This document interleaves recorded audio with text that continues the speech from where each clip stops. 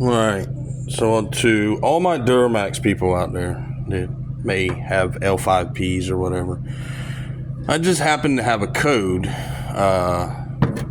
U18A2, lost communications with fuel pump control module driver, which is this little box right here.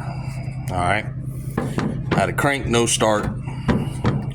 Part number there is 1351-8065. The super session to that is 1354-0026. These are plug and play. A lot of people say you got to program them. I just had this problem.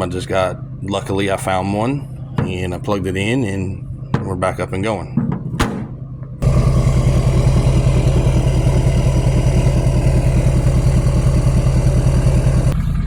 And as you see, we have no codes on the dash, no lights on the dash other than the seatbelt and the running lights.